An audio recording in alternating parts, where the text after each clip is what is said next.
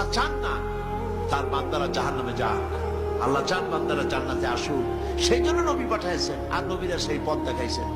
আমরা মনে করি নবীর পথ বলতেই মনে করি নবীর পথ দাড়ি, টুপি, জামা, খেলাল করা, মিষ্টি খাওয়া, কদু খাওয়া, সুরমা লাগানো, আতর লাগানো। এর থেকে নবীর আর কোনো কাজ ছিল বলে আমরা জানি না, ঠিক কিনা বলি? এই খালি আল্লাহ পাক যদি নবী এই জন্যই পাঠান যে কেমনে টুপি দেবে মাথায়, দাড়ি রাখবে, লম্বা জামা গায়ে দেবে, মেসওয়াক করবে, এইগুলো শিখাবার জন্য নবী পাঠাবার দরকার আছে নাকি কিছু? আর যদি এই কারণে নবী পাঠায়ও থাকেন তাহলে এই সব কথা বলে মার খাবে, এটার কি কোনো প্রশ্ন ওঠে? মার খাবে কেন? বলেন, নবীরা মার খান নাই? মার খেয়েছেন কিনা?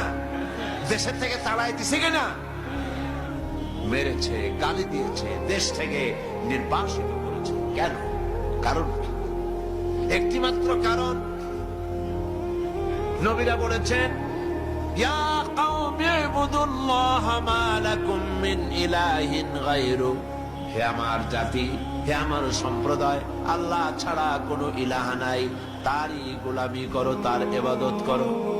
এই কথা বলার পর রাষ্ট্র শক্তি বুঝতে পেরেছে আমরা দেশ চালাই আর ওনারাও একটা প্যারালাল শক্তি কায়েম করতে চায়, সুতরাং বাধা দাও।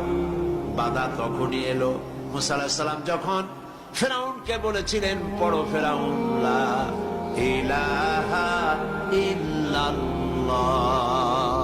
ফেরাউন বলেছে মা আলিমতু লাকুম মিন ইলাহিন গায়রি, আমি জানি না আমি ছাড়া আরো কোনো ইলাহ আছে, কই থেকে নতুন এক ইলাহ তুমি নিয়ে আসছো? নমরুদ বলেছে মান আশাদ্দু মিন্না কুওয়া আনা রাব্বুকুমুল আলা, আমার চাইতে আর কার শক্তি আছে, আমি তোমাদের বড় রব। এই সব কথা তারা দাবি করেছে। আর নবীরা বলেছেন জমিন হচ্ছে আল্লাহ। জমিন কার? সবাই বলেন জমিন কার? আরো জোরে বলেন জমিন কার? মানুষ কার? বাতাস কার? আকাশ কার? আইন চলবে কার? নবীরা এই ঠিক এই কাজটি করার জন্যই এসেছেন। জমিন আল্লাহর, মানুষ আল্লাহর, আইন চলবে আল্লাহ, এই দায়িত্ব পালন করতে নবীরা এসেছেন।